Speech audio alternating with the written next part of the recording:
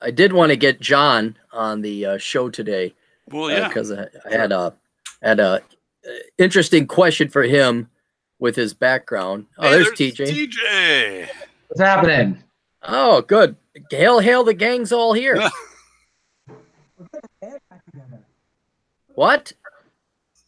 Oh, my microphone. Oh, TJ, no. Christ, what the hell? No, TJ. What? Your audio's off. Yeah, vote for broadband internet in Washington State. 1 second. Oh, yeah. 1 second. Vote yes. Can you guys hear me? Yeah. Now we can. There you are, Sound John. good, John. Yeah, no, sorry about that, Aaron. It was on my end. I had to reboot the computer. For some reason, my mic was not working. I don't know why, but reboot. No, today was the day, man. It was the day of everything is only going to work about 93%. All right. How do I sound now?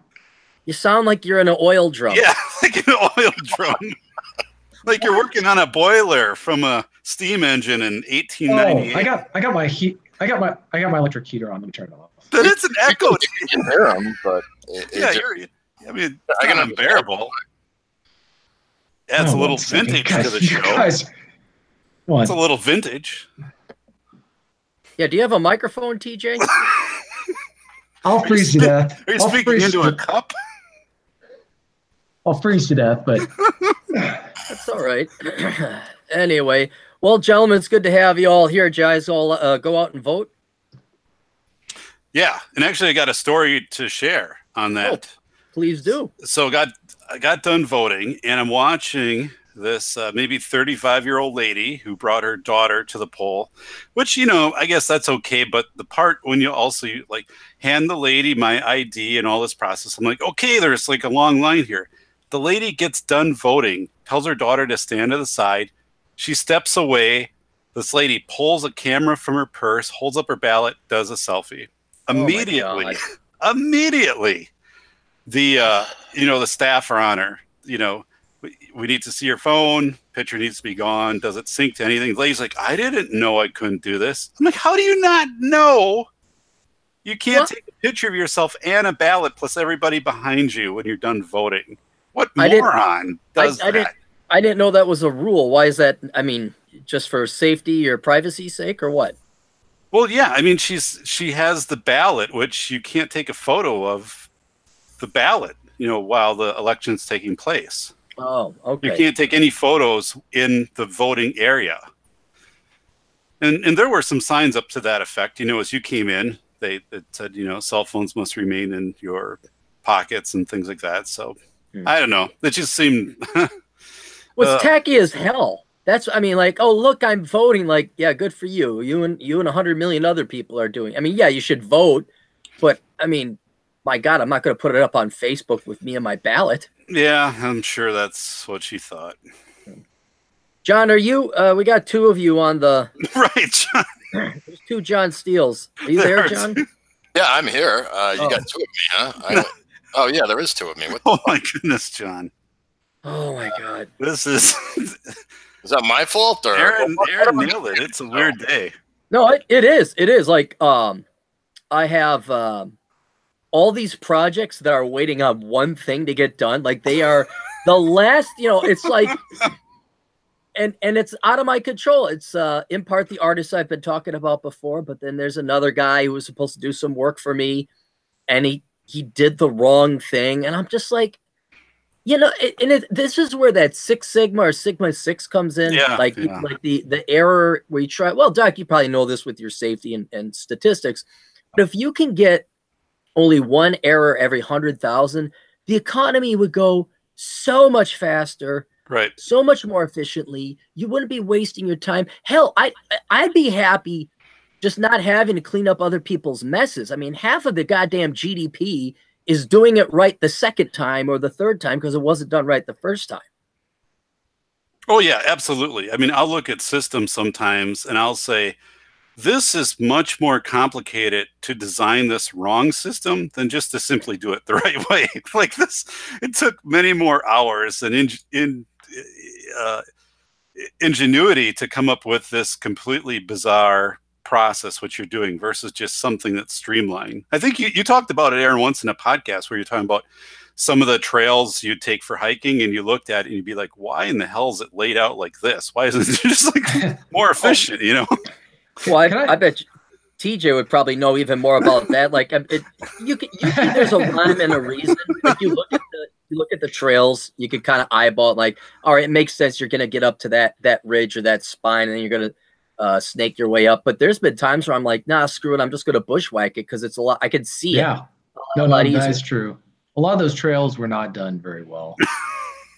I did want to throw out one thing about the whole voting thing. So I got a letter in the mail from, I don't know what, some DC-based group that showed me my voting record and then showed the voting record, like, you know, what their percentage, their grade was. It didn't say how they voted, but just said how consistently they'd voted. So I got a certain grade. And then it showed all my neighbors in town and how they'd vote, like how often they'd voted. And I was struck by how creepy that is, to have somebody mailing me and saying, here's how you voted as far as how consistently you vote, and here's your next door neighbor, and here's how he votes. The idea that whether we voted or not is public record has always unsettled me. I think it's just kind of weird that they would have that data and then they're going to use, it's like with the electric bill, like, oh, your neighbors use this much electricity and you use that much. It's right. Why do I care what my neighbor, like, and are you showing this to my neighbors? Like, oh, now were they showing their names, or was it just an average? Well, yeah, it gives you like a grade from 100% to 0 on how often you voted since you've been whatever. And I remember one time somebody came up to me and asked me whether I'd voted or not. And I just said, this was years ago. I said, it's none of your business. And he goes, well, okay, I can look it up anyways. It's public record. And I just thought, you know, I see that being I don't know what the right term would be, but where people, like, all this pressure for people to go out and vote. And then what happens when your employer or somebody is pressuring you to vote and or engage in this? And then, of course, people, the amount of information that they can look up, these private companies can look up, they can buy from grocery stores or from other places where you have an account and you put in your phone number to buy stuff. They use all that to determine what your likely voting record is going to be. That's how all these parties are able to do this outreach stuff to potential voters, is by figuring out who's most likely to vote for them. And one of the ways they do that. So I just see this as being really intrusive. And I think that whether we vote or not, it shouldn't be anybody's business. I don't like the data science and big data at all. I agree. Because it's and especially since it became on the onset, like the internet, they didn't say, okay, the internet's going to happen 10 years from now, and here's some things you're going to have to do, and you're going to sign, if you don't want your information tracked, you sign off here. You know, there was, because it was being evolved. We had no idea what kind of a monster this would grow to be. But now all this data is out there. You know, like you have your names on social media accounts or your credit card purchasing information, and they are amalgamating this huge data warehouse, marketing, Google, all of them. And it's like, wait a minute, I didn't sign up. Oh, yeah, okay, maybe I did sign it on the dotted line. And like everyone else, I didn't read. I thought this was just going to be kind of a fun thing, and you'd sell and market stuff to me. But the granular level where it's like, here's the % chance you're going to vote, and we're gonna guilt trip you with a score, with a grade. Right. By the way, someone is asking. There's no super chats, Aaron. Oh yeah, let me explain that. We might as well talk about this now. Do you guys know what happened with the Ralph retort? Yes. You know, TJ. Do you know? I don't believe so. I don't know. Okay, well, I'll give you the short version. I'll explain this all here. It's basically yet another instance of YouTube and Google being the psycho bipolar girlfriend that you just don't want to stick your dick into, but we have no choice because it's the only girl in town. This guy called Ralph, he ran a website called the Ralph Retort, and in his super chats, there was some cursing and swearing, and if you make donations that have a racist undertone, like you do a super chat and you say something racist or you say something sexist or anything that's going to get the algorithm of YouTube up and going. If they find that out, they will take the donation, the super chat donation, and donate to charity. I'm like, you know what? So far, so good. I don't think you have the legal right. I think that's an exchange between you and me, but I'm not going to, because for the most part, my listening audience is not racist or sexist or anything like that. Well, he got enough like 1488 and racist, and people were cutting jokes in the chat room, that the Wall Street Journal then contacted YouTube saying, how can you handle, this is kind of racist and sexist, and this is very uncomfortable. This violates the rules. Well, sure enough, Ralph Retort gets shut down. His backup channel gets shut down, and so there is no more Ralph Retort. And where I'm getting pissed off, because it's YouTube will always do this. Like, hey, here's a new way for you to make money. Oh, by the way, we just changed the rules. Like, they can't let it exist for a month before they fuck around with it and make it so it's no longer viable to use this money-making operation. So now, you guys with demonetization and running ads, what a debacle that's becoming. Super chats look like, oh, hey, people make a private donation to me, everything's fine. Well, now that if people make racist super chats, you can have someone come in and torpedo your YouTube channel, even if you're not the one who approved it, because I'm not looking at the chat room the entire time. I'm not keeping an eye on the super chats. And so I shut the super chats down. Because we weren't making a ton of money. It was some money. It was great, for that whole 2 months it might have lasted.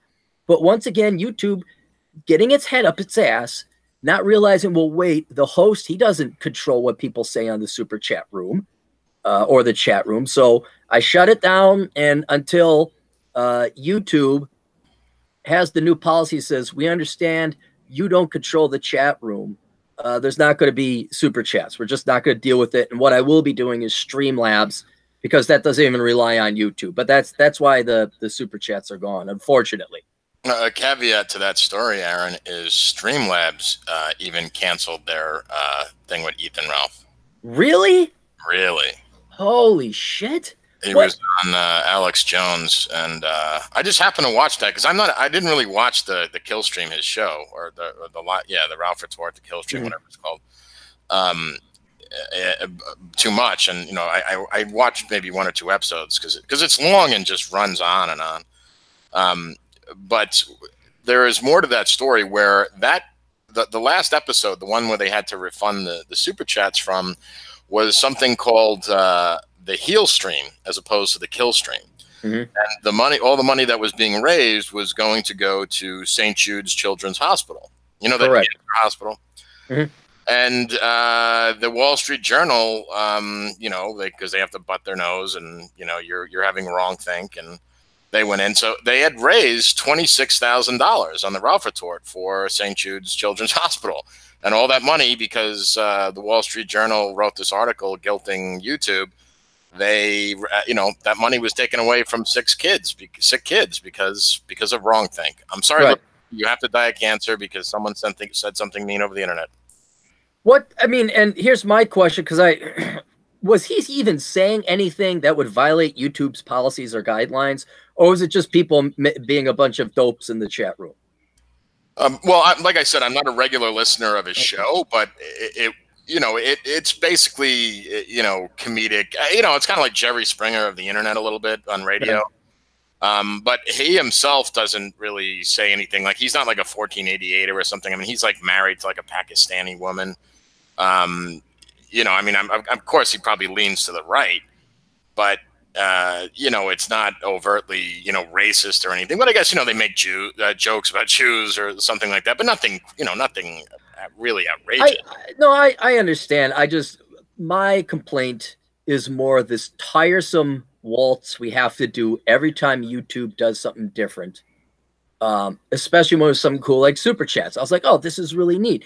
And really, without 2 months going by, they got to change the rules, or they have a big flaw where it's like, well, I know you didn't control that, but we're still going to hold you reliable and responsible. And it's just not worth dealing business. I mean, if you had a business partner that would constantly change the rules, constantly having unfair rules, and this other supplier over there, they got rid of them, and then they got rid of these other. After a while, it's like, yeah, I can't trust you at all to be a reliable part of my online media empire here. And and after a while, it's like, you know what? If I just have no monetization from YouTube, I just run my own commercials on the podcast like an old school radio show would. I think that's the safest way, because it is not worth dicking around, signing up for it, logging in, putting in your account information, and then you get like $10 or $15. Maybe you get a $40 super chat day, and we got to shut it down and your entire channel as well. And I just don't know. I mean, YouTube doesn't make money. I don't know how it's going to make money if it keeps dicking around like this. Well, that's the point that I think, Cappy, is that these companies are ultimately, like with all monopolies, they're going to end up falling apart. They're going to be consumed with pushing this agenda and their ideology rather than making a profit. And to be honest, I mean, did you guys hear about how Amazon lost $250 billion in market value in a month?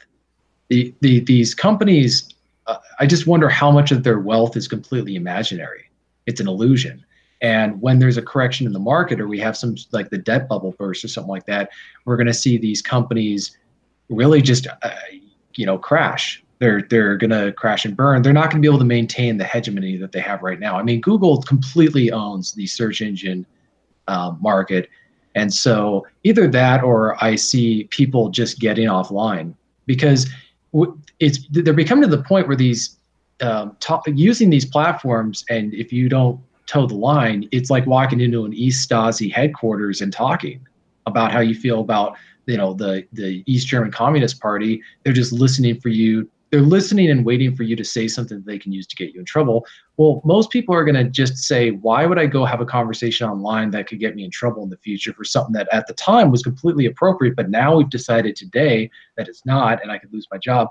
Or I can go get a cup of coffee or a beer at a local brewery and have a chat with my friends, and it's not going to come back to bite us. Because they're going to drive people in the meat space. People are going to go meet in public again and interact in the real world. Oh, that would be great. Yeah. That would be, I'm all for that. I mean, it's going to. Another thing I read, I think it was Styx Hexenhammer did a video on this. Apparently, in the last year, young people, I guess people like from 25 and down, 44% of them deleted the Facebook app off their phones. Oh, wow. That's significant. Well, I've always knew that's always been, younger people have been abandoning Facebook for quite some time. But heck, Facebook got, I think, a third of its market valuation wiped out a month ago or something like that when their projections of the growth figures were coming. Yeah, like this wealth is completely illusionary. They don't, and they're using this to build up their power and control the market. But the thing is, you can't corner the market for forever and for long, because something comes in. Like, for example, I've used the example before, Blockbuster. In 2004, it was at its height. It had bought out or wiped out family video stores. It had controlled more stores than ever. Well, in 6 years, it declared bankruptcy because the internet had destroyed its business model, or there was other ways to obtain. They were doing like the red box or whatever. But somebody introduced something that they could not stop and respond to quickly enough. So if somebody comes up with an idea that they can't really control, now the difference is that they can now harass everybody needed to run a service. They'll go after your web host, host your server. They'll go after anyone who provides a private service that you need to have your website up. And so that's where I think people are going to end up just starting to do stuff offline, because it's much, much harder to track by these online social justice warriors and censors, because they're used to being online and tracking what's going on online, but they can't track as easily what goes on in real life. Well, did you see the sorry, Aaron, you go ahead. Well, what I was going to say is another angle that this I just looked up the PE ratio of Amazon. It's 380. It's insane. But what another little bit of interesting number in statistics to show you how there's rot on the cellular level, and that they're not just monopolies. Monopolies in the old Robert Baron days, they wanted money, damn it. That's what they wanted, and they'd go get it.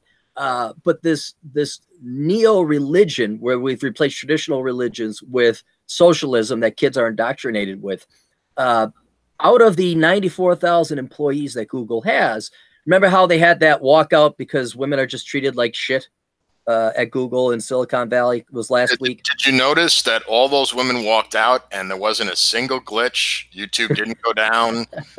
Gmail worked fine. You know, yeah, we had that the global shutdown was the other week when we were doing the lives. Yeah. Right. Well, so all these women walked out and there was no glitch. I think YouTube worked better. It might have. Well, my point was that out of the 94,000 employees, 20,000 walked out. And I'm sitting there thinking, okay, that is 2/9, a fifth of your employees are social justice warriors. They are putting their politics ahead of their career. They're putting their politics ahead of the company's mission statement. I mean, your politics should not mix with work, and politics are separate. But not for these people. And what's great is Google, they did it to themselves.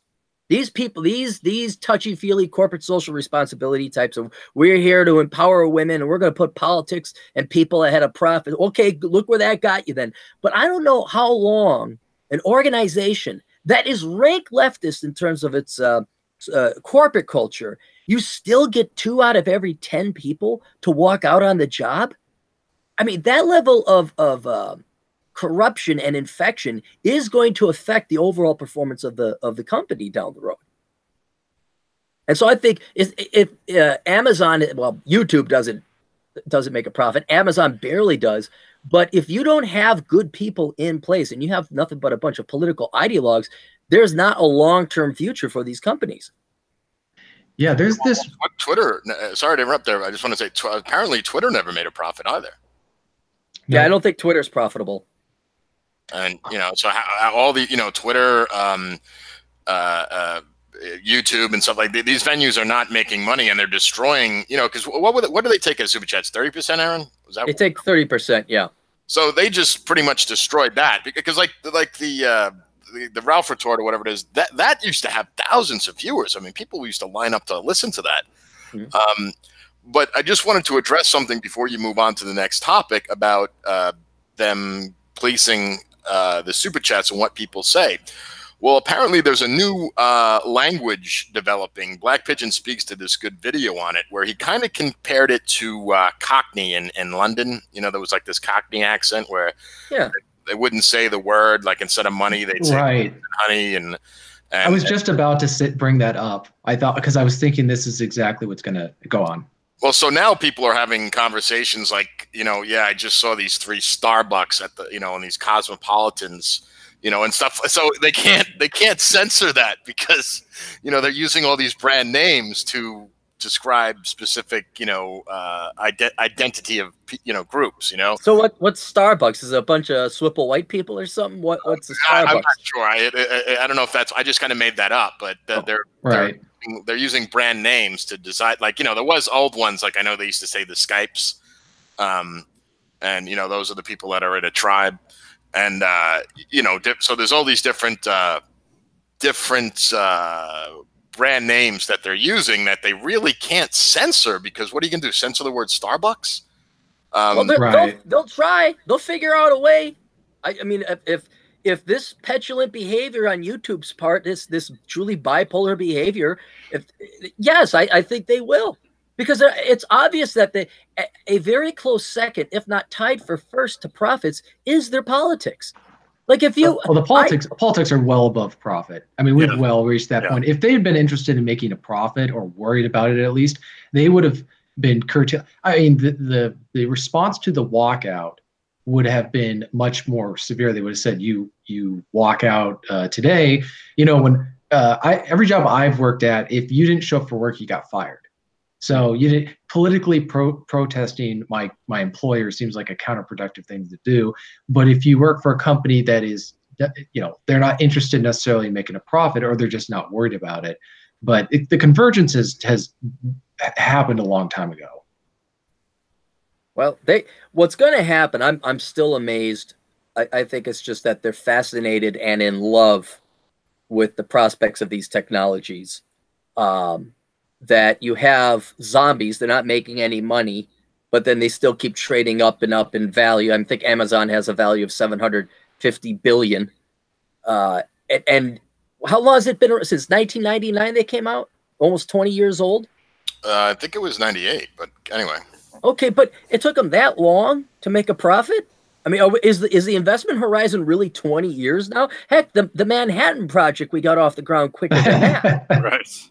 That was splitting the atom. Well, it was, I can't remember what meme it was, but it was saying how quickly and for how little they built the San Francisco Golden Gate Bridge, I believe it was. And they're talking about how much it costs to build things now.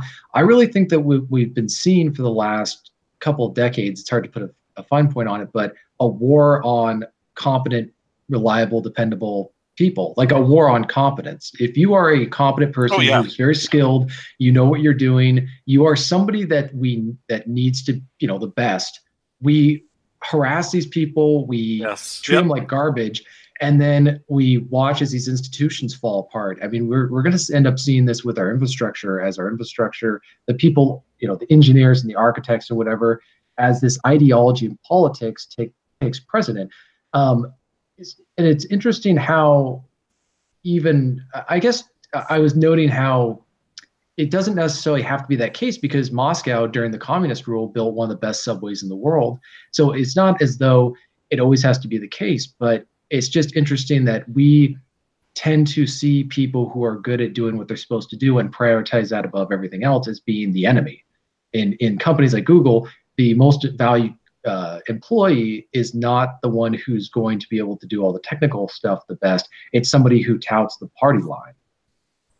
Yeah, well, they fired the weird freak in the HR department. That's the most valuable job. Yeah, there's no. I've been going down this kick for a while now, but there is no reason for any talented person, male or female, if you really want to achieve excellence, to be working at any of these large corporations. There's just no godly, and especially if you're not a leftist. I mean, you could just be a libertarian. There's just no reason to work for these companies, because they're not going to be meritocratic. And I mean, in the olden days, it was like, well, if I work hard, I'll make money, and you'll realize that. Well, that's not it now. Now it's like, did you donate to the United Way? Did you say the right thing on social media? Oh, did you go and help at the food shelter? Okay, well then we'll promote you to director, but we can't do that otherwise unless you're like this corporate citizen.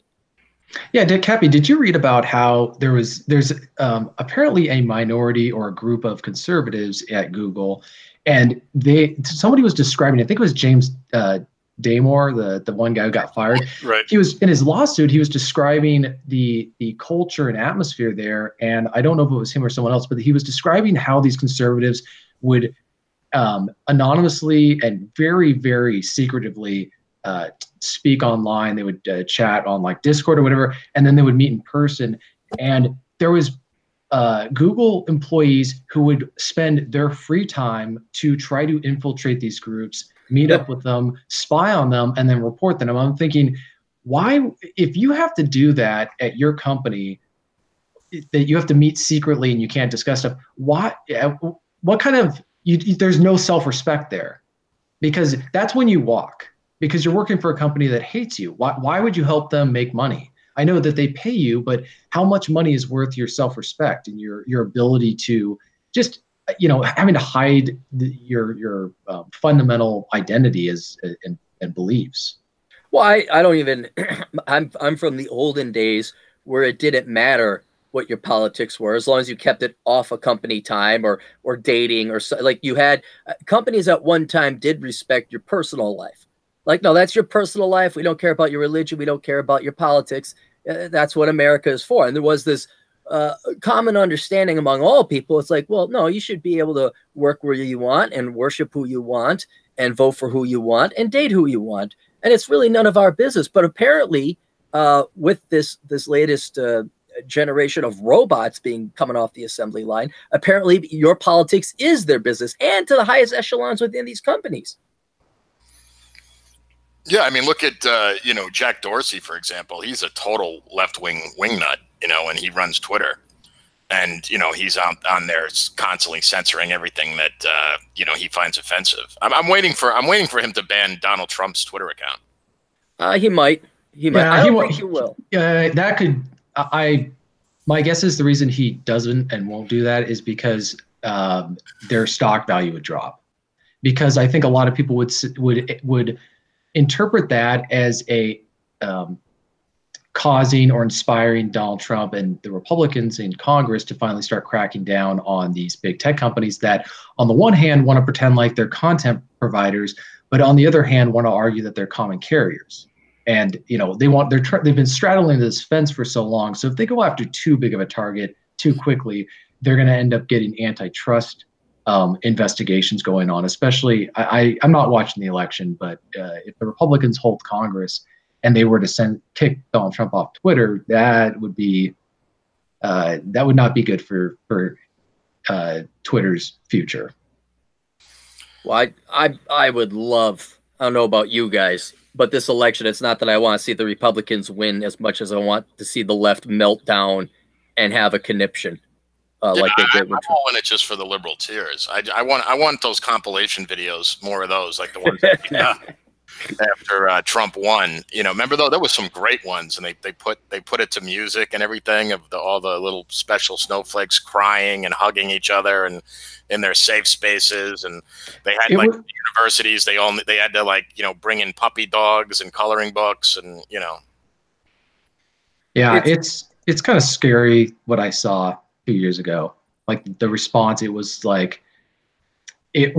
the response of a nation that had the people around me that I was seeing. Like where you working in the newspaper industry or something?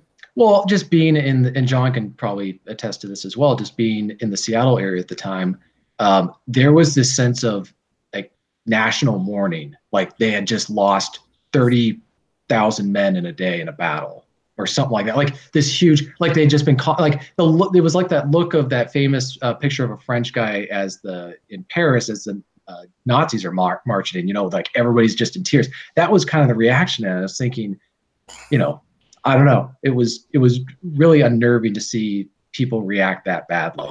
It was a ghost town. I'll never forget it because I went out the next day to Uptown in Minneapolis. And I think like half the people of the city took off. You could find a parking space. There was no traffic. And this was a weekday. And I even have a picture of it. It was so eerie. I was like, I'm like, did this really send that many people crying back home? Yes. Did this many full-grown adults have to go home and have a personal day because of this? Oh. Yeah, it's horrific. It's in Wisconsin. I mean, there were public institutions, and I'm not going to name them, but where after the election, their higher ups told the employees you can gather in a room, listen to soothing music, have some tea. I mean, this was, and then I was hearing this from the inside from some of the higher ups that were kind of forced to do this, to provide this, and it blew me away. I was like, really? I mean, come on, you're kidding me, right? Like, no. They said, that Dave, this really happened. And then also the ability for like a week or two afterwards, you could get up and leave a meeting, and just because you were too emotional trying to process things, and no one could say anything, you could leave. You could go into the quote unquote safe area, throw on the music and a little bit of tea, and it was. I'm listening to this, and I'm speechless. I'm speechless. I'm waiting for the punchline of, okay, it's hard to trick the doc here, especially a day before his birthday. But and no, they're saying, and they were appalled by it. They were like, but no, we have to do this, or else it's our job. We're going to feel the heat on this, so we've got to let this happen. But you couldn't bring up anything at a meeting, even if it was not related to politics. If people started to feel frustration or pressure, it became an excuse. It was an excuse to go to the hug box or the pillow room or whatever the hell it was. And it's sickening. I mean, my God, I'm sitting. I mean, like this is insane. Back in the day, You know, I can imagine if you were a Republican back in the 30s and you just kept watching FDR just crush every Republican can. I mean, there was some political massacres against some of these Republican presidential candidates back in the 30s.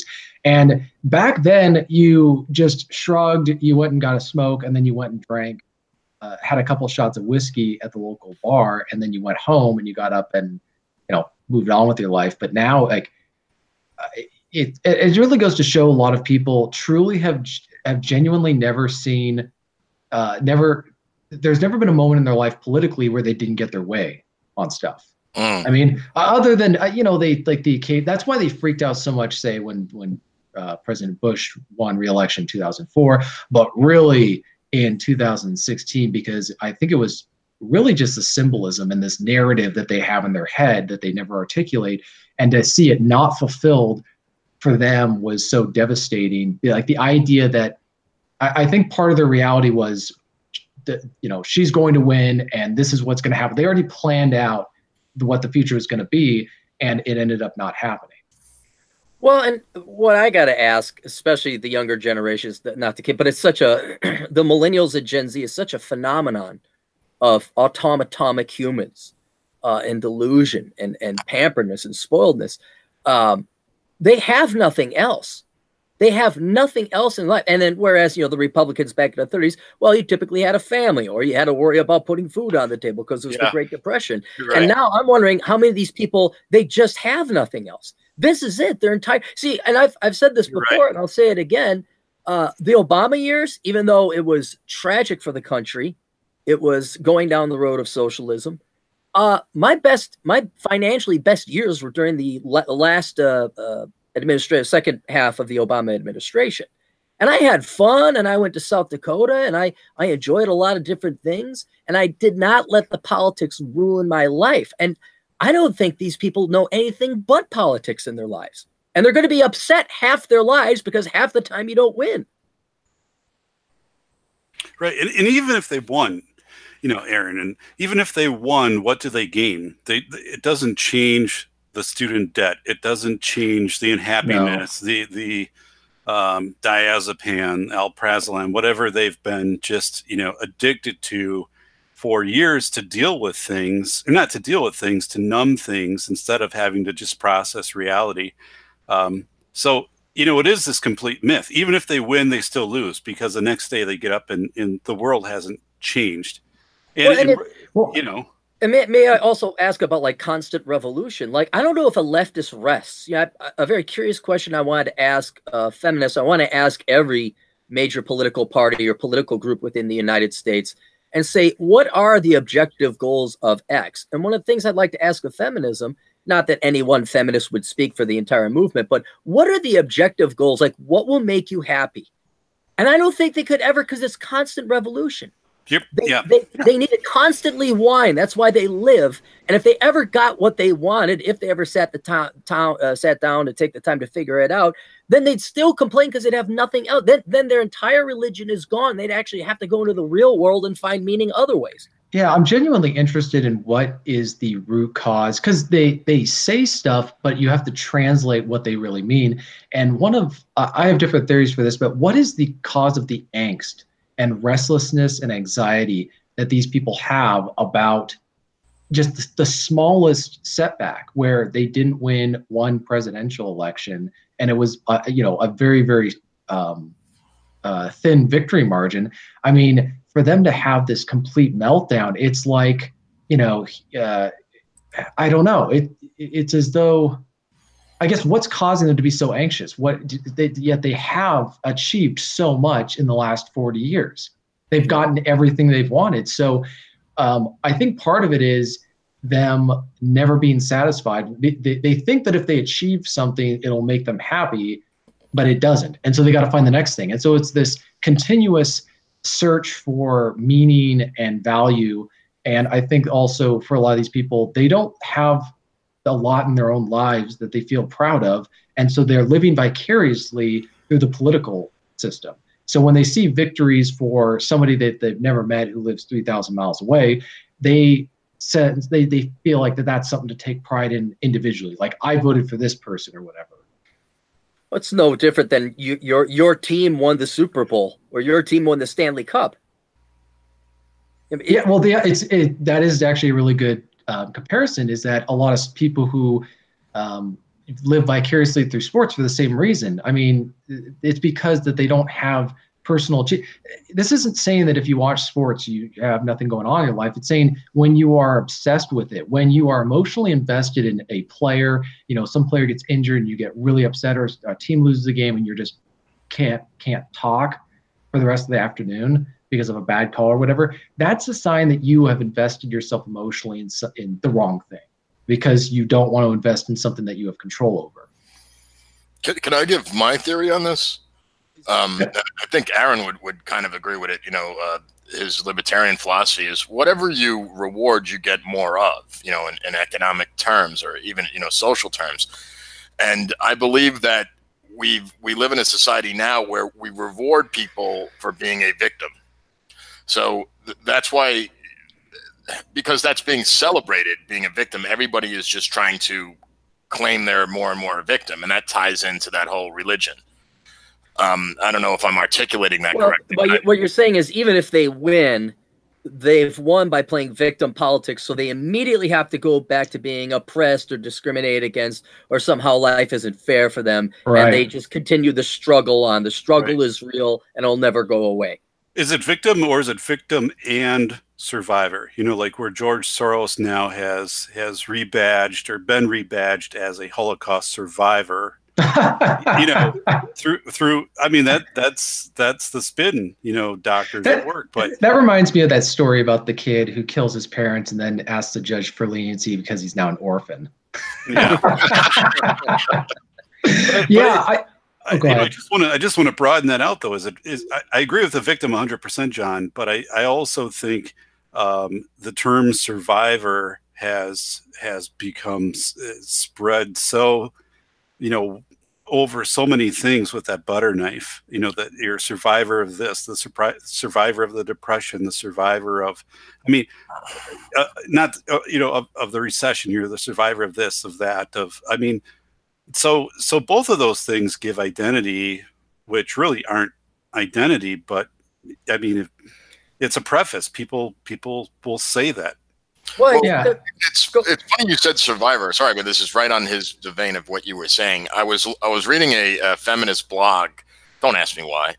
And they were talking about how they wanted to take back the word victim and not call themselves survivor anymore. And I think because that gives them more value.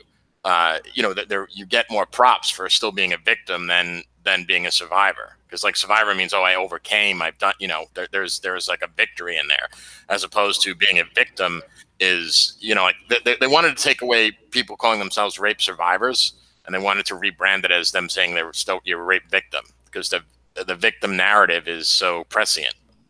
I think you're absolutely right, John, about the whole the way to gain status is by being a victim. The problem with it is that there's a schizophrenia that they have, because they are completely virtually in charge of everything. And when I say they, I'm just people who hold these mindsets. But the problem is, if you're in charge, you have this weird thing where you're trying to paint yourself as a victim while being in charge. And so they're constantly changing the frame of the discussion based on, if they're in power, then it's about, fighting. They frame it a certain way. But when they aren't in power for that moment in that specific context, then they can paint themselves as a victim.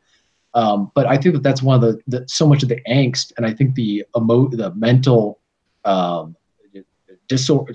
I guess you could just call it a mental disorder, call for what it is because they're trying to paint themselves as something that is not accurately reflected in reality, and they have to deal with that every day, because reality is constantly contradicting their belief that they're a victim. Take a look. Could you imagine what it's like to live in the mind of Rachel Dolezal or Pocahontas? The trans black woman. People calling for censorship, and then saying that they're not they don't hold institutional power. If you are in charge, or if you are in power, you are not. It's when you're not in power that people call for free speech. It's when they're in charge and in power that they call for censorship. So for people who claim that they are fighting the system to then call for censorship is it's just amazing to watch someone say that in the same vein or same sentence. But it requires them to be mentally disturbed to do so. Well, the cognitive dissonance is unfathomable. I can't. The only good thing I will say about this is that these people will never be happy though either. Right. It's one thing that I've always, you gotta take joy and happiness where it is. But even if we do, like, let's say the Republicans lose the House and the Senate, it's not going to affect my day tomorrow. Yeah, I would have liked them to win, but I'm going to get on with my day. The Democrats could win both the House and the Senate. They'll celebrate for one day. Guarantee you, 48 hours, 2 days from now, they'll be back to being miserable and how they're oppressed, even though they got both houses in the Congress. And I'm thankful I don't have it. I'm thankful that I don't live the life of a feminist women's studies professor or a soy boy male feminist or someone whose happiness is contingent on some schmuck getting elected into a position of office. Yeah, oh, you were going to say something, John. Go ahead. No, go ahead. Oh, I've just never understood that. I think that's part of what drives them is just envy and resentment of those who are able to be happy. Frankly, it's just, I think, narcissism, where they see people who are living better lives. They've invested in themselves. They're taking responsibility for their own actions. We got hotter chicks. Yeah, but more importantly, I think that one thing that they really resent is people who are able to be content with what they have or whatever the circumstances are. They're able to find happiness in stuff that it really has nothing to do with politics or whatever.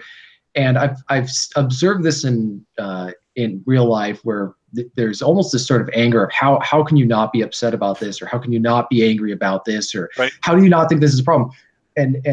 Or people will get upset when they see somebody who's too happy or just satisfied. And Absolutely. It's because they need all this stuff to happen for them to feel happy, yet this other person doesn't need that. So it's a form of power to be content in that way, and also a form of self-control, and they don't have it. And so when they see somebody who is better than them, they can't have that. People do not like being around people who are in the wrong mindset. Do not want to be around someone who's better than them. People who want to better themselves want to be around someone who's better than them so that they can learn from their example. But people who are like that, self-destructive, they'll want to destroy other people who are content. Well, I was going to speak to Aaron's point. He was saying that, the way he has lived his life is that, if the Democrats win, he's like, yeah, that sucks. But, wakes up tomorrow and, he's going to go for a nice hike, or he's going to play golf or whatever it is. That's all well and good. But the problem is like, not only are these people miserable, and I agree with you that they are miserable. You're absolutely right. The problem is that they will do everything in their power to fuck with you and make you miserable. Right. They won't leave us. That's one of the problems with enjoying the decline. But also acknowledging that these people will not just go destroy themselves off in a corner. Your destruction is their goal. That's what's going to give them value in life. These people are missionaries. They will go out into the last places in America that people who who think the way they do would never want to be, just so that they can spread their misery to others. It's almost like misery is like a plague. If someone's miserable, they want to infect as many other people as possible with it. It's almost like a zombie virus. Yeah, vampires. Yeah, you got to just keep. And I think that that's a good way of putting it when you're saying if I was to say why I don't want certain people around me or in my area, I'd say because these people are miserable, and they're going to bring their misery with us, and they're not going to be. And the only thing that will make them content is making us miserable. And so we don't, I don't want the people who are going to cause that kind of issue in my community. Well, that's why you left. I mean, that's why John's moving anytime. That they will fall. Yeah, they will come here. Yeah, that's the thing is like, TJ, you talked about this. They're starting to encroach. I'm like wondering, because my plan was actually to go to Boise. Yes. And now I'm thinking, well, that's out. Because of what's going on there now, and I'm like, wow, Jesus Christ, where the fuck do I got to go? I don't want to live a Ted Kaczynski life in the woods. You know, so, you know, I'm a city boy, you know, I grew up in New York, for Christ's sake. I don't do well without, you know, hot running water or indoor plumbing. So, you know, it's kind of like that point. It's like, there's nowhere left to run. At some point, you're going to have to take a stand. Right. So I think that's what's going to happen. I think people are just going to realize, you know, when some of these states start that have been red for a long time and maybe I'd say more conservative, start to become, you know, when we've run out of places for people to go, you know, right now we're seeing that with Texas and with Montana and with Idaho and other states. People are going to just realize they're going to stop moving. They're going to start digging in there. Oh, well, this is a possibility. You never know what people are going to do, but they'll start digging in their heels and they're going to become more vocal and ardent and defiant and resistant to changes like the stuff that we see in cities where these people move up from, say, California. They implement all these policies that ruin an area, and then they move on to the next area. Yeah, it's going to get, and they eat all the crops, and then they move on to the next. Well, it's, you know, I was talking to Cappy about this on a podcast a couple of weeks ago, where I think that we're going to see states starting to, at some point, they're going to need to start enforcing their own restrictions on state residency or who's like, you got to control that, because you can't build up something and then allow anybody to come in who can then vote to destroy it all. The people are just going to stop trying to build something if they know somebody's going to come in and destroy it, or if they're going to take it away. And so I don't know when that's going to happen. I'd say at some point when the federal government's no longer politically capable of enforcing its own will. It's just too weak because it's financially I think there's some, I'll paint a little hope for you there, TJ. Major metropolitans have always acted as a sponge for young, dumb, liberal people, young, dumb, conservative people. But largely liberal people want to go live in the major cities, waste their youth in a major city. And so I think they'll continue to act as mega, because, you know, everyone wants to go to LA or New York because it's on the TV show. And by gosh, I want to do that. And I think when you get out into the burbs or you go into smaller areas, what you have to worry about is the Californians are the retired types, or the people who can no longer afford to live in California. But they tend to be older. They're selling their house, they're getting out of Dodge. But I think, especially for younger generations, city is still going to be holding people and keeping them there. And God bless it, because I want them to suffer in traffic. I want them to pay $8 for a latte. I want them to get parking tickets. I want them to live their socialist utopia. Well, the only thing that I think we'd have to be cautious about with that is that they will swell up the cities, and then they will spread. The cities will stay the same in terms of growth. They will then spread. More of those people will head into the suburbs, as we've been seeing. Then they'll head into the rural areas, and they'll start populating those. What you will also see in Washington State is that all the wealth is really in Seattle. And so what you have is a lot of people who have amassed a lot of wealth, and then they go into these rural areas and they artificially raise the housing prices by buying a piece of property, right, putting a huge mansion on, and then because a lot of them, we see this in my community where people want to live off the land, or they want to have that rural life, and then they're shocked to discover snow on the ground in November. And but then like one guy was telling me how relatives moved from here to Idaho and started complaining about how they don't have all this stuff over there. And he said, you do realize that you moved to a state with a low tax rate. Well, you're not going to get all the same stuff that you would get over in somewhere else. And so they move to these areas and then get upset when it's not exactly the place that they left. Like, they always want to have their cake and eat it. I understood that moving to a rural area, I was going to lose some stuff. There was going to be some disadvantages, but it just seemed really immature. I'm gonna jump in, and I really appreciate what you guys have added. One of the things right now in Wisconsin, so record referendums for school building happening today, and most of these will pass. And in my perspective, these are passing because you're getting the younger generation to vote, and it's kind of like student loan. They don't feel they're ever going to have to pay the piper. So yeah, I'll vote for the $85 million high school with the auditorium and the swimming pool and all of the stuff. When we went to school, my God, the school is 110 years old, 4 stories and, whatever. But I mean, it is everything. It is every bell and whistle and they vote these things through, and the percentage of approval is sky high. It's never been this high. Like, what are we looking at, 60-30 or what? Oh God, higher than that. Higher than that. Really? Yeah, it is.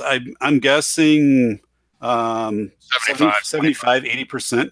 And Aaron, you're talking, and guys, you're talking buildings that are not like functional buildings. You're talking buildings that have, you know, all these massive accessories, and again, you know, you're putting on like a performing arts center that is something you'd see in a downtown in a large community, you know, because you have to have it. You have to have the pool with the 10 lanes. You have to have, and this stuff gets voted in.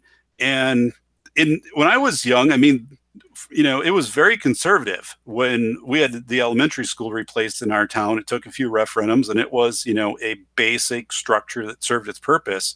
But my God, today, if you do something like that, I mean, it is everything. And I don't think people expect to pay the debt. And so you're having all of this massive public infrastructure in form of schools, public buildings, and stuff like that are going up with really not much opposition, because people don't expect to pay. They just don't expect to pay it. It's true that we can see this with the student loan bubble. A lot of these kids, if you asked them, they would say, "Oh, I was under the impression that if I couldn't pay them off, I could just, you know, declare bankruptcy." Well, then they're shocked to discover that they can't write it off as part of a bankruptcy. And yeah, it's true. Like, that is a mentality that I've noticed a lot, especially with the people my age and younger, is that they always expect someone else will pay for it. And I think what we're witnessing, and this desire by all these people from all parts of the world who want to come to this incredibly racist, sexist, oppressive regime known as the United States of America, all want to come here. The reason that they want to come here is because they want to plunder this spigot. Because we're the world's reserve currency, they're able to print out all this debt that they wouldn't otherwise be able to, and so expand the credit, and so they're just plundering. Everyone wants to have their mouth underneath the spigot while it's free flowing, and then I'll have to pay for it. And then for a lot of them, you can just raise taxes and then move to another area when it gets too expensive. Meanwhile, you got it. People who do not own property should not be able to vote on a property tax. Like, you have to have. I mean, I agree. I don't know if anybody's read Starship Troopers, the book. It was not. It's a political treatise, really, disguised as a science fiction novel. But the author's point for the society he's depicting is that if you want to have power in that society, you need to have skin in the game. You need to have responsibility. So if you wanted to vote and become a citizen, you had to show that you were taking on responsibilities, that you had a sense of obligation and duty to the society and culture. Now there's people who they don't feel like they owe anything. They feel like that they're owed. And when you have that imbalance, that lack of reciprocity, this is what you get. You get people who are just here to consume because they know that somebody else can be forced politically to not only continue to produce, but pay for what's being consumed. What you also have to consider, because this has been part of American politics, gosh, probably for the past 100 years, but turned up to 11 more so now, is how the, quote, rich are not considered humans who worked hard, or that's their life. No, if you're rich, well, you're a rat bastard and you should give that to me. And nobody stops to ask, well, isn't that rich person, this is why I would draw a difference between inheritance and an income tax. But most of your rich people did earn it. They didn't just get it to hand it to them. But this, it's like, oh, that's our punching bag, oh, we'll just get it from the dirty, rotten rich. They're not humans. They benefited unfairly. And for everyone to think like, I don't have to pay off my student loans, I should get bailed out, I should have this for free. Almost 85% of the people who are expecting all these handouts and gimme that's, I guarantee you, they're like, well, the rich should pay for it. The rich, because that's what they've been taught. Well, and right. So I don't even think it's something as maybe as conscious as, oh, well, I'm going to go get free welfare and this and that. It's, well, I'm entitled to that because those rich people benefited unfairly. And so that's democracy. That's what democracy is for, is us to spread the wealth. No, right. So people like, oh, go ahead, John. Well, I was just going to tell a quick anecdote. I saw a video about Halloween, and they were kind of like, why, I think it was like, why socialism doesn't work or something to that effect. And it was a surveillance camera outside a house on Halloween, and they just left the candy in a big bowl so the kids could just come in and take a piece of candy, each kid. And there was a picture of a black woman with her kid, and she literally empties the entire bucket of candy into their bag, and they just walk off. Like no one gives a that's another thing. It's like not simply polarization politically, left and right or conservative, whatever you want to call it. It's atomization, where no one feels and there was actually studies done in this, where the more quote unquote diverse and enriched society gets, the less social trust there is. Like you guys are familiar with that study. It was actually done by a liberal who actually sat on the results for a long time. Like shock. And but all these things that people don't even think of, like just like whether or not people even try to get on the school board or things like that, or how much they talk to their neighbors, or engaged in just local community activity. The more diverse the society comes in, people just kind of hunker down and don't know their neighbors, don't want to interact with them, because there's no sense of what I call tribe. That's why when people always ask to identify my belief, I just say tribalism, because it just wraps it up. I don't know. Do you even have like the town I live in is small enough that you could have it, but I've never had this community or neighborhood feeling. It's kind of like, nah, this is where I live. Leave me alone. Maybe back in the 50s that was the case, but nowadays I got neighbors that I like, but I could split town and get out to South Dakota anytime. I have no community attachment holding me here anymore. I lived in the suburbs outside Seattle, and I say my community was actually pretty, I don't want to say tight knit, but there was definitely what I would call what John was referring to as social trust, and moreover a community that I not that I live in, but it's nearby. It's rural communities. I was at some sort of an event where you would buy dinner or whatever, but it was based on the honor system. You would tell them what you had ordered. Like they weren't keeping track or whatever it was. And so the sign of a healthy society is the degree to which they rely on the honor system rather than direct enforcement. If they don't need to enforce stuff, if all they can rely on is just we trust you, and there's this sense of incredible shame if you don't follow the rules and you actually care, that means that there's that social cohesion. But a society that has no honor system is it's going to die. It won't survive. Yeah, I almost guarantee that correlates so well with the corruptions perceptions index. I almost, if I ever wanted to go back to studying economics and sociology again, which I don't unless I'm paid an egregious sum of money, I'm sure somewhere in there with your corruption scores is also low trust societies. So, you mind if I get some of the house cleaning out of the way here? No, go for it, man. It's your show. Okay. We have no fan mail. I did that on the other podcast. Subscribe and like if you guys are listening. Go ahead and like the thing. We don't have super chats. That might come back later, but if you wanted to, you can always go to olderbrother.com/donate, where we got PayPal, Patreon, and more importantly, the Amazon affiliate program. So if you wanted to help out the show, you can do that there. We don't have to worry about YouTube getting upset and getting her tits in a sling because somebody said something that she didn't like. I'm going to call her she. It's like an old Iron Maiden, YouTube is. If you want to email the show, email us at olderbrother@yahoo.com.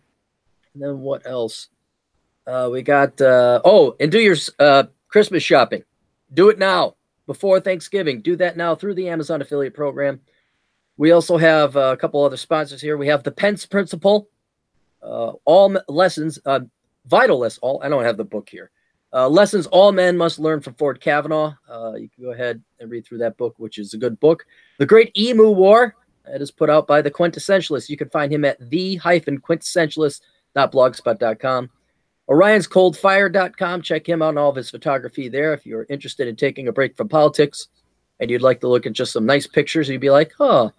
And then InDemandCareer.com. If you guys are looking for a job, may I recommend going and training under Seth Himes, learn some digital marketing. It's a fraction of the cost of college. And unlike most college degrees, there's a job at the end of this training session. Go to InDemandCareer.com and check that out there. And that's it. That's it for the Office clean. John, what did you send me here in the chat room? Oh, that's pretty funny. Apparently last night, MSNBC put up a story declaring the Democrats winning the gubernatorial race in Florida, like a night before the election. Jesus. Yeah, here's November 5th. Unreal. Look at it. You can click on it. It's like, hey, too close to call. 99% in. My gosh, they have a telephone line to God. They know exactly what's happening. I think, it's pretty wild that, they have 99% of the voters in and like before the polls open. That was great. It was like, oh, jeez. All right. That just shows like there's no news programs anymore. Everything is just spouting an agenda. No one tells right. anymore. Those days are gone. If they even ever really existed. I mean, I guess I can remember a time where there was some hard news. People who, what, where, when, how. Yeah, I think that back in the day, it was considered like a breach of professionalism for a reporter or just a journalism outlet that's mainstream to be like blatantly. Just the way that we've seen them behave towards the president during these things, it's almost like they're not an arbiter or arbitrator or whatever. They're not trying to. It's like activism, which is what it feels like. It just feels like that they're a media arm for the Democrat Party. That really is what the mainstream media. I mean, Fox did not form in a vacuum. It formed in response to just a horrendous bias in our fourth branch of government. Right. It's been amazing to watch this. But I was seeing this even when I was studying journalism, where I had this very old-fashioned. You're the fly on the wall. You're just listening to the conversation. You're reporting what's there. You're not injecting yourself into the situation or your views. They're not relevant. But a lot of these other kids were saying, "Oh, I want to go change the world," or "I want to go fight corporate power."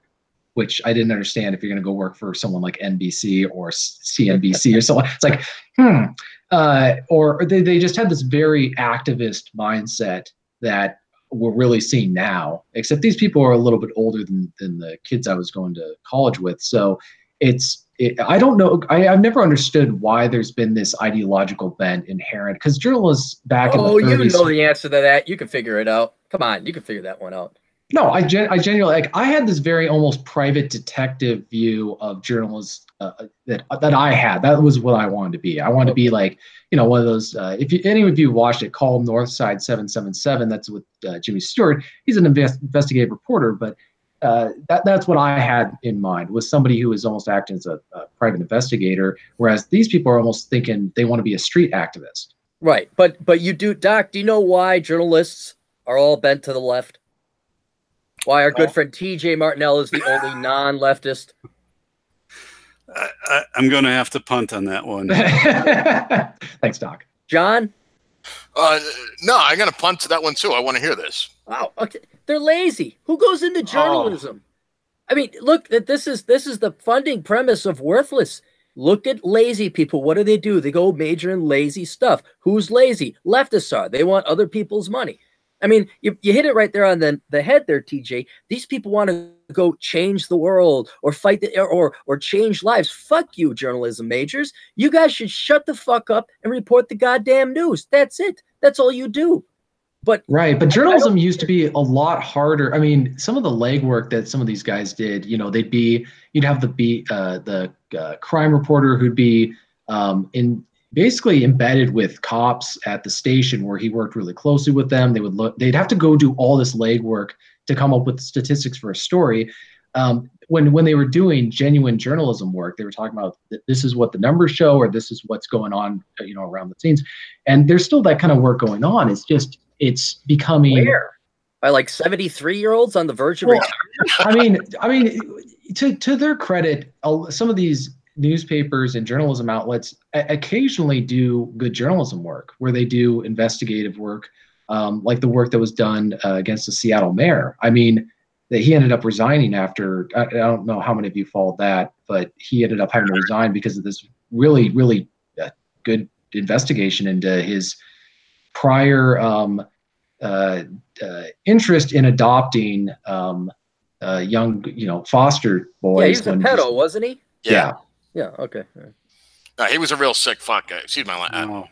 No, but that guy was really bad news, and he almost got away with it because they had believed that because he was living in Oregon when this was going on, and the CPS records or whatever they call it in that state apparently were believed to be destroyed, and he didn't resign, and then they turned up, and that's what finally doomed him in. But he was gonna, he was this real left-wing liberal, homosexual, LGBTQ LMNOP guy.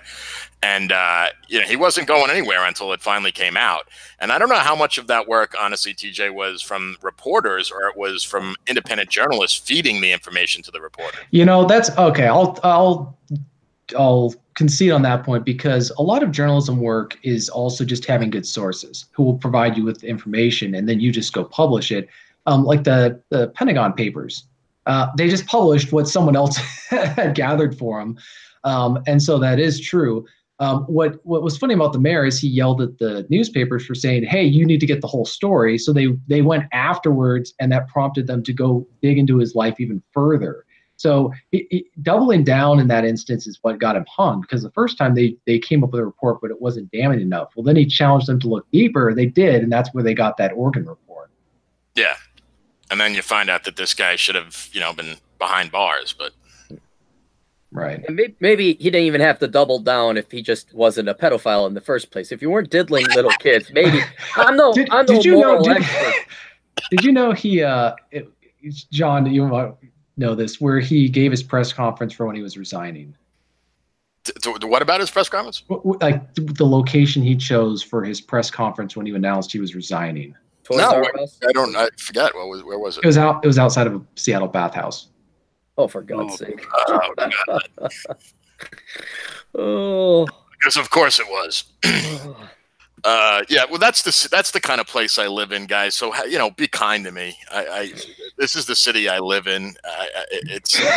Be kind to me. It's hard for me to be here. I'm not kidding. It hurts going outside. I mean, it's a constant of audio and visual assault on me every time I step outside my condo because I'm all the women are fat, blue-haired freaks, and all the men are these emasculated soy boy guys with negative T levels, and everything is about your white male cis hetero privilege, and just how hard it is for me just not to shoot people, dude. I agree with you 100% because I don't know if you've ever heard the term negative externalities. Anyone remember Economics 101? Yeah. And that's what ugly people are. And it's not just ugly people, but ugly people make ugly things. They wear ugly clothing. They make ugly buildings. They don't keep their cars in good working order. They themselves are ugly. No, I totally get and we're all guys here. What inspires us? What gets us up in the morning and go to war? No, women for me. Hot chicks, yeah. Well, I don't know any other guy that's not that way, but yeah, it's hot chicks. And man, I remember the last time I was in Seattle, it was Tacoma actually, and I'm like, yeah, you're right. I'm like, man, I it's against the law, but I could definitely start shooting everyone with a tattoo, and I'll run out of ammo. The ammo factory next door is going to run out of ammo. I'm like, these people are hideous. They're raping my eyes, and yeah, I could see. Yeah, we need to paint that as a microaggression, right? We need to start being the moral deciders of whether someone's physical appearance is a microaggression. It's graffiti. It's human graffiti. It's just ugly people, and nobody likes to see it. And so I could totally understand where John is depressed. I mean, at least in Chicago, you got some old school, nice buildings that are kind of cool. The architecture is great out there. The women are still hot. But man, when I went to Seattle, I was like, what the hell? I'm like, no way. And I avoided Portland with all my might. So I don't even know how bad that is. Believe it or not, I know this is really hard to believe. Portland is actually even worse. Yeah, that's what it is worse. Yes. Don't ask me how that's possible because I mean, Seattle, it's so bad. But I agree with TJ was saying. It's a microaggression that, look, if you're a 300-pound woman with blue hair and tattoos on your chest, you shouldn't be allowed to go outside. There should be an ordinance against that. I shouldn't be. You know what I think the angst in Portland is, or the cause of the whole mental situation is that they're a city that's dedicated to fighting just ardently dedicated to fighting racism, and they're in all like the most whitest city in the country. So they are what they claim to be fighting against, and they've even kind of acknowledged this in some of the writing, because when that one guy from I think he's from our state, Joey Gibson, the Patriot Prayer guy, was down there, and I remember reading some of the articles where they almost conceded that point. They're like, first of all, Joey Gibson is not white, so but they were calling him like white people are calling him a white supremacist when they live in an all whites. I just well, is he black or what is he? Hispanic? Mixed race, but he's some Hispanic in him, I believe. Yeah, but that's the delusion. It's almost like people trying to fight. It's almost like someone who sees themselves as a Puritan fighting for traditional morality when they live in a brothel. And then that's the insanity of some of these people, and I think that's the cause of all the insanity in Portland, is that they are living the life that they claim to be fighting so much, and so they got to go out there and find it somewhere else to distract. When you guys said Portland was worse than Seattle, I'm like, no, I'm not even going anywhere near that town. I'm just not going anywhere near it. You don't want to get PTSD. I don't want to get tuberculosis. I don't want to. I just don't. I just don't want to. No, I will, and I have, because if you look at Chicago, you could go through Southside Chicago. If you stay on Highway 41, it's not that bad. I rid my motorcycle through Southside Chicago. I would rather go through that on my motorcycle, Southside Chicago, than go through Portland, because I think it would just. Not only do I think I might actually be safer, but I think the people of Portland would be safer if I just don't visit them at all. Probably be best I don't end up in jail. Yeah. So that's why for a couple of reasons I'm not going to get onto publicly, but I do have to wait before I can move here, out of here, and hopefully I can sell my place in because the best time to sell your place is late spring, according to the right. So I'm hoping that that's when I can do it, but there's a couple of things that are outside my control, and hopefully by then I will have figured out a place to go. If not, I'm just going to be rooming with TJ in the Cascades. I don't know. There you go. Yeah. Well, let me give you a copy. I'll send you a copy of that reconnaissance, man, and they'll give you some ideas there, John. It will kind of divvy up the United States pretty easily for you. Yeah. Well, I do want to stay. Like a big thing for me is gun rights. So it has to be a state that's has those protections. Yeah, we'll cross fingers on tonight. So I mean that's something that. Well, I don't know. Did you hear that psychotic? I think she's running for governor in Georgia, where she wants to go around and collecting the assault weapons, door to door. No, I just know about the initiative that's being voted on tonight in Washington, and it would make our state have some of the strictest gun control policies in the nation. And Washington's, it hasn't been the greatest, but it's been pretty good. And especially when you get east of the Cascades, there's a very strong hunting culture here and gun culture. So well, if you go north even too, it's pretty strong. Well, shoot, you go down south to areas outside of Vancouver. It's just amazing how different the state's culture is, and how different, and even on the west side of the Cascades. But this is I don't know, like how if it passes, this is where I do genuinely am interested. Constitutionality issues with that, the way it's written, isn't there? Right, but I don't have a shred or an ounce of faith that the courts will shut it. Will strike it down. I have no faith. If it passes, it's going to be enacted, and I'm not quite sure how I'm going to. I won't be buying a firearm in Washington State ever again. Yeah, no. If any more restrictions on guns, I'm going to have to get the fuck out of the state, because that's the hill that I die on. So literally, that's the one thing that once you lose that, then I'm sorry, I'm gone. Well, I don't know if you heard about it, but in Oregon, there's a guy who went around getting ballot measures in 10 counties where the sheriff will have, if they pass, the sheriff will have the discretion to decide whether he wants to enforce a certain a state gun control law. And so that's something that could be tried here in Washington State. And so, like I said, I'm thinking of whether to kind of try and push that idea around to people who can actually get word out. So are you saying, TJ, then, I mean, literally it could be county to county? Yeah, yeah, because wow. this is really a microcosm of, states not enforcing federal laws. Well, then counties, and we saw this with one state law where I think concerned gun racks or something like that. And east of the Cascades, a lot of sheriffs just said, we're not enforcing these policies in our counties. And the sheriff is the guy who decides whether or not a policy. It's kind of a reverse of what you see in Seattle, where these law enforcement officers are being told not to enforce certain laws. Well, great. You guys want to let a junkie shoot up heroin in front of a college girl on her way to the UW? Fine. We're not going to enforce your gun control law over in our county. And the door swings both ways on that. You can't have it both ways. Well, it's funny in Seattle. I remember they had I don't know if it was the actual chief of police, might have been a deputy chief, when they passed that you can't smoke within 25 feet or 25 yards of a restaurant or a business or something like that. And the cop was basically on the news. He goes, "Look, we don't have time to deal with this bullshit. We're not." Yeah, no kidding. Okay. Right, but what makes this one of the provisions in this law so bad is it's saying if somebody obtains if your firearm is not properly secure, quote unquote, and someone else steals it and uses it in a crime, you will be charged with a felony. So they're steals my car and runs someone over. It's my fault. Yeah. Right, or if somebody, were the airlines responsible for 9/11 when they got hijacked? You didn't properly secure your pilot's door or something like that. I mean, it's placing liability, unfair liability on an owner, because if I'm in my house and something I have is in my house and somebody illegally, if someone has to commit a crime to obtain my firearm, then the liability is on them.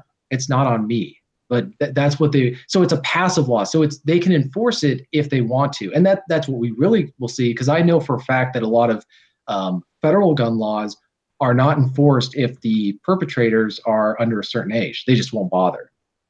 For whatever reason, I think it's because if it's a juvenile, they won't even touch it. So juveniles can violate federal gun laws without any fear of being prosecuted, because that's just their policy. Or at least it was back when I heard about it in the 90s.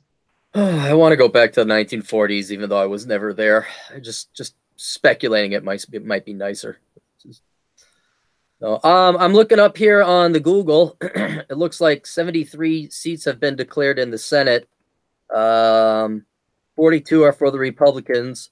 30 are for the Democrats. One, I'm going to assume, is Sanders, the socialist. Any upsets? Did they say? Which website are you going? I'm just on Google. They just got like a simple chart. It's still too early to tell. 43 out of 435 seats declared in the House. 24 Democrat, 19 Republican. But we'll see. I'm sure, because how long does this go till? Does this go all night that they start counting the ballots and everything? Well, in those places where the race is going to be tight, it might. It might. I don't know. I don't know. We'll have to see how tight the races are. The tighter it is, the longer it's going to take for them to call them. But right now, the House, they declared 42 for Republicans, 24 for Democrats. But there's 434 or 435 members in the House. 435. Yeah. So it's going to be a long night. It's I don't think I'll stay up to watch, because we'll be able, if the Republicans win, I'm sure there'll be videos of people crying, and we can all binge on those tomorrow.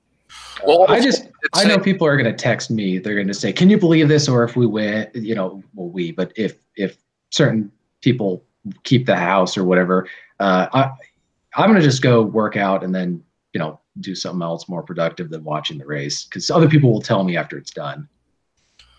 Well, I might listen to one of the. There's a bunch of live streams going on, and I might listen to them because there's some interesting person. Like Forney's doing one now. I might listen to him.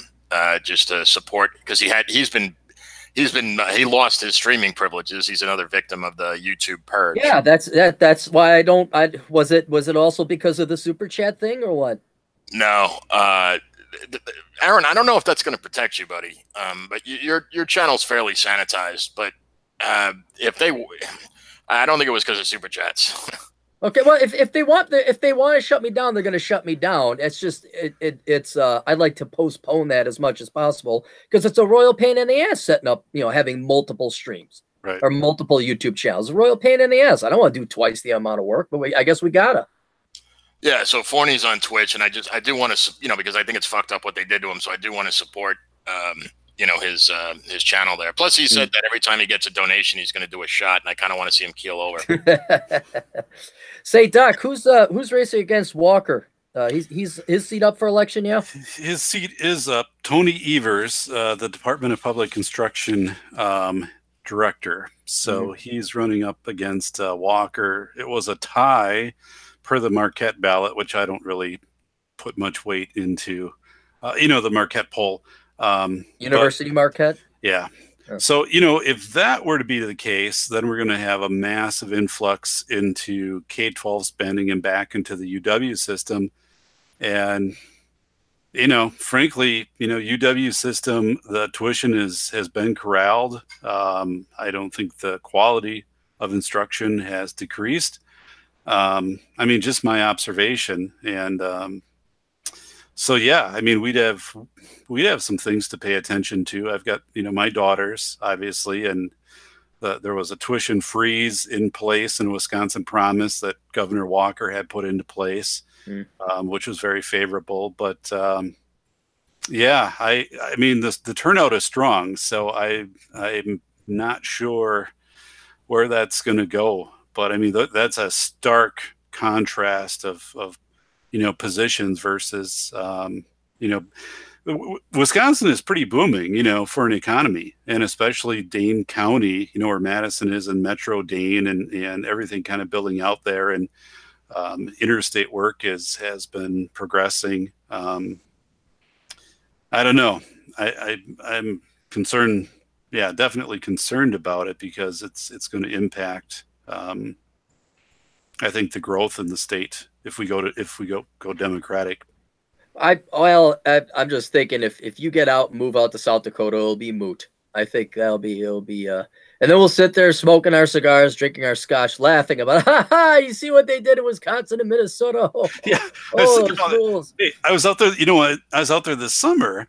We stop at an overlook at Custer Park, and this elderly couple pulls up in their RV, and they're talking to us, and really nice. And the guy said, "Where are you from?" I said, "Oh, yeah, just outside of Madison, Wisconsin." He kind of steps back. Madison? He's like, real political, right? I'm like, yeah, but I'm not into.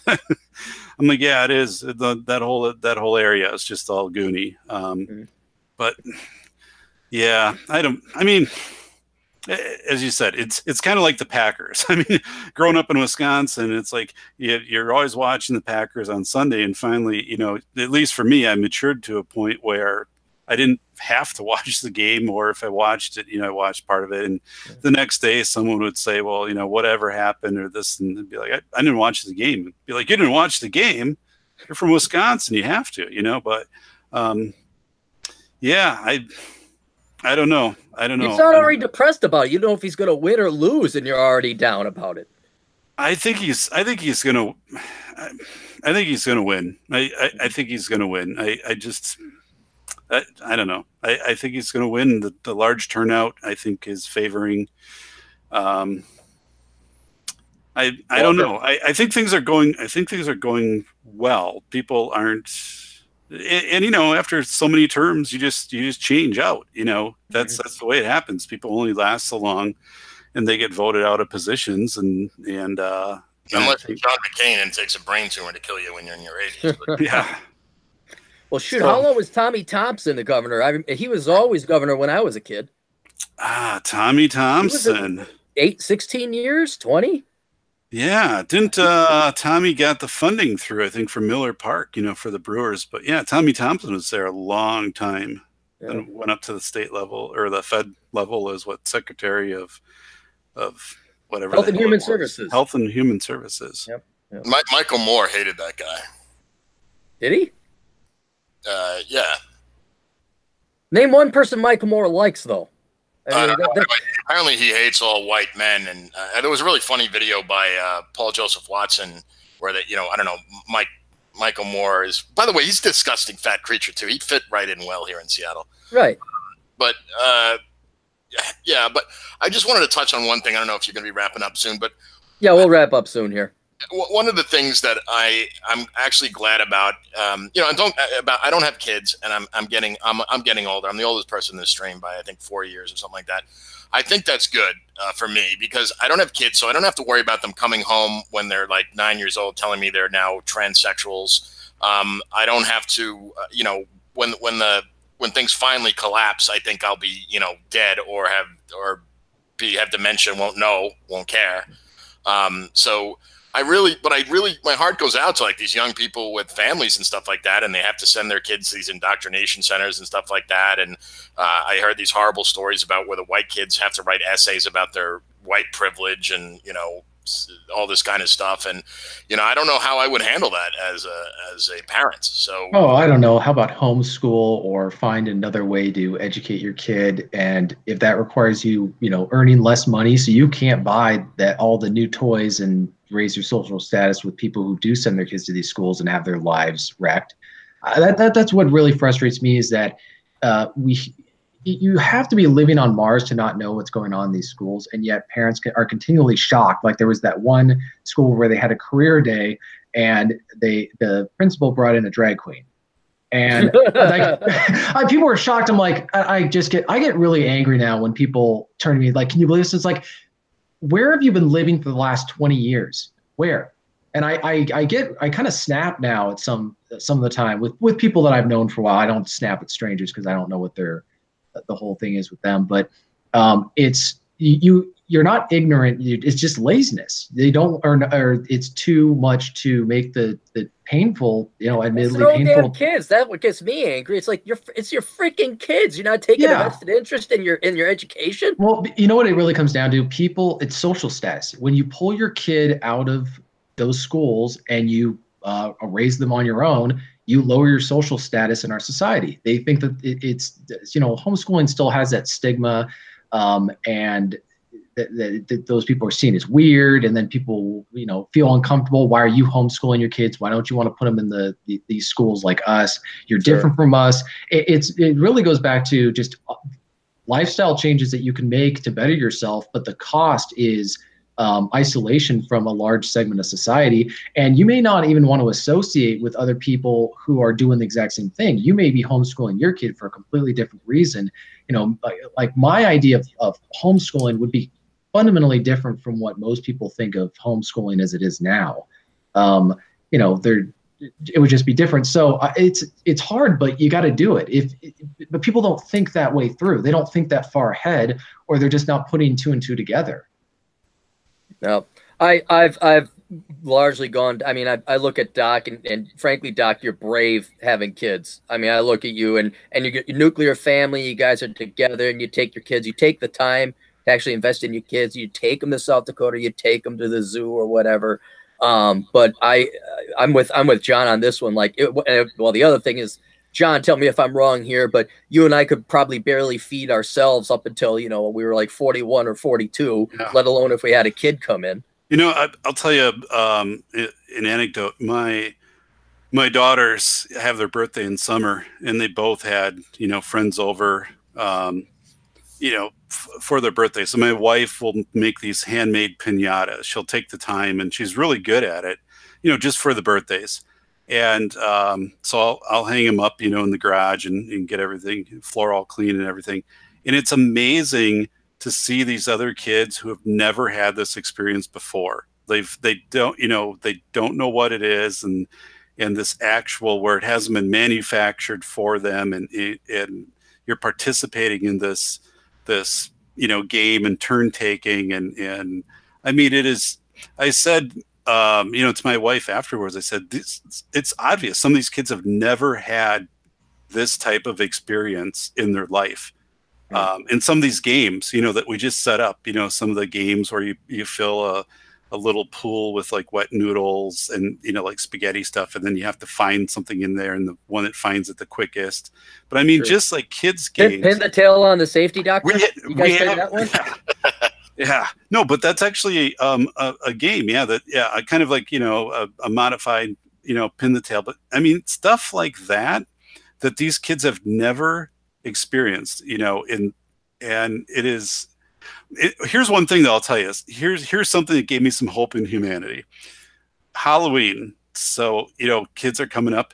There was a kid dressed as Bob Ross. You guys know, Bob Ross, yeah, the painter. Yeah, the painter. Yeah. The kid was spot on. He had two kids with him, and they were both canvases. Like they had just their heads were showing, and he was like, he came up, and then he's like dabbing a little paint, and it was the coolest I have ever seen. And I'm like, dude, thank you for like connecting with my generation with this bit. You do not know how much I appreciate this. You do not know how cool this is. And this, it was, so yeah, I mean, I got a big smile out of that. And I will say, the kids coming up, I mean, were very polite, and it was, respectful. And so, but yeah, I mean, it's, yeah, so I didn't want to go all black pill on you. I'm just saying, I guess. No,